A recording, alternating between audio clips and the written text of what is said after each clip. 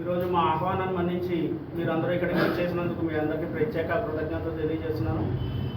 ఈరోజు మిమ్మల్ని అందరినీ పిలవడానికి కారణం ఏంటంటే, రాష్ట్రంలో చాలా సంవత్సరాల తర్వాత బ్రాహ్మణులకి అత్యధిక బడ్జెట్ ప్రవేశపెట్టిన కూటమి ప్రభుత్వానికి ప్రత్యేక కృతజ్ఞతలు తెలపడానికి, అలాగే మేము అడిగిన వెంటనే ఈ సంవత్సరం బడ్జెట్లో సుమారు 353 కోట్లు మాకు బ్రాహ్మణులకి సంక్షేమానికి ఇచ్చినటువంటి ఆంధ్రప్రదేశ్ ముఖ్యమంత్రి వర్యులు నారా చంద్రబాబు నాయుడు గారికి, అలాగే ఉప ముఖ్యమంత్రి వర్యులు శ్రీ పవన్ కళ్యాణ్ గారికి, ఆర్థిక శాఖ మంత్రి గారికి అందరికీ కూడా ప్రత్యేక కృతజ్ఞతలు బ్రాహ్మణ కార్పొరేషన్ తరఫున, బ్రాహ్మణ సమాజం తరఫున తెలియజేస్తున్నాం ముందుగా.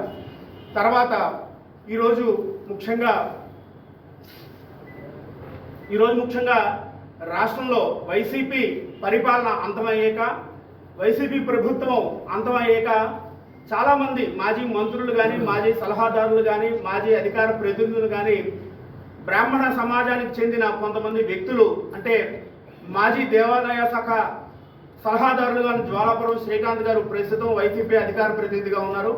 వారు ఇటీవల ఒక 2-3 రోజుల క్రితం బ్రాహ్మణ కార్పొరేషన్ ఉద్దేశించి, అలాగే గౌరవ చైర్మన్ గారిని బుచ్చిరామ్ ప్రసాద్ గారిని ఉద్దేశించి, అసలు మీరు బ్రాహ్మణ పుట్టారా, మీరు కడుపుకి ఏం తింటున్నారు, గుర్రాలు పడుదవుతున్నారా అంటూ కొంత అసభ్య పదజాలాన్ని వాడడం జరిగింది. ముందుగా దాన్ని మేమందరం బ్రాహ్మణ సమాజం తరపున, బ్రాహ్మణ కార్పొరేషన్ డైరెక్టర్గా, కార్పొరేషన్ మిగతా డైరెక్టర్లు అందరి తరపున తీవ్రంగా ఖండిస్తూ ఉన్నాం.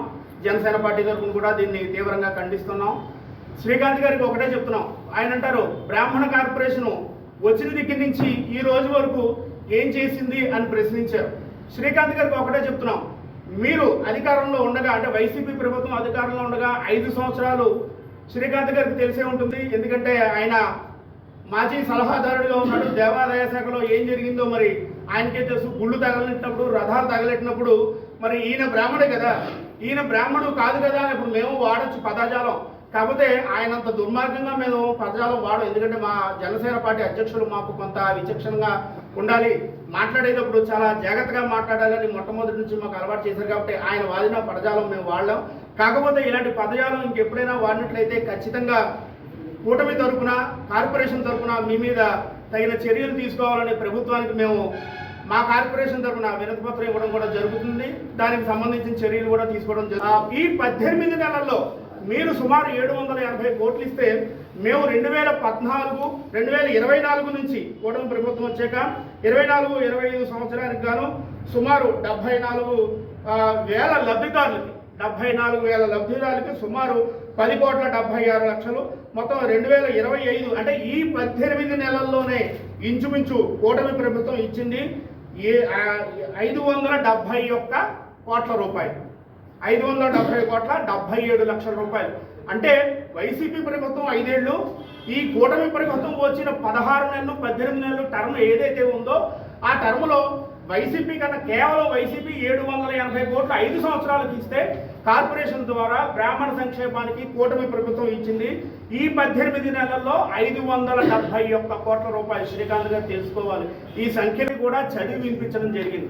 ఇందులో చదివి వినిపించిన దాంట్లో శ్రీకాంత్ గారి కొన్ని పరిరక్షణకి ఎండోమెంట్ బోర్డు, ప్రైవేట్ దేవస్థానాల్లో పనిచేసే అర్చకులకి మినిమం వేతనం ఉండేది. దానికి సంబంధించినటువంటి మినిమం వేతనం, అంటే అర్చకులకు మినిమం వేతనం ఏదైతే ఉందో దానికి సంబంధించినటువంటి ఇది జీవో.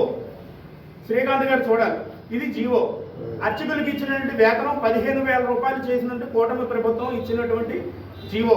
దీన్ని ఎలా ఇచ్చారంటే, అర్చకులకి 50,000 రూపాయలు గుళ్ళు, అంటే సంపాదన ఉన్న దేవాలయం ఏదైతే ఉందో దానికి సంబంధించి 15,000 రూపాయలు చేస్తూ జీవో నెంబర్ 251 శ్రీకాంత్ గారు చూడాలి.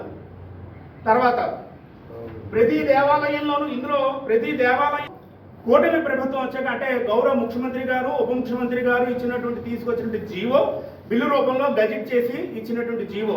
దీని ప్రకారమే సుమారు రాజమండ్రికి సంబంధించి, మనం రాజమండ్రిలో ఉన్నాం కాబట్టి శ్రీకాంత్ గారికి తెలియజేస్తున్నాను, మీరు వస్తే మా డైరెక్టర్స్ అందరి దగ్గరికి, బ్రాహ్మణ డైరెక్టర్లు సుమారు 15 దేవాలయాల్లోనూ ఎండోమెంట్ కమిటీల్లోనూ ఎక్స్ అఫీషియోతో పాటు ఒక్కొక్క డైరెక్టర్స్ ఉన్నారు. నా పక్కనే జనసేన నుంచి మార్కండేశ్వర స్వామి దేవస్థానం డైరెక్టర్ బోడం రవికుమార్ శర్మ గారు, అలాగే గ్రంథాలయాల కార్యదర్శిగా మన మణికంఠ గారు, కాళీపట్నం మణికంఠ గారు ఉన్నారు, వీరిద్దరే సాక్ష్యం.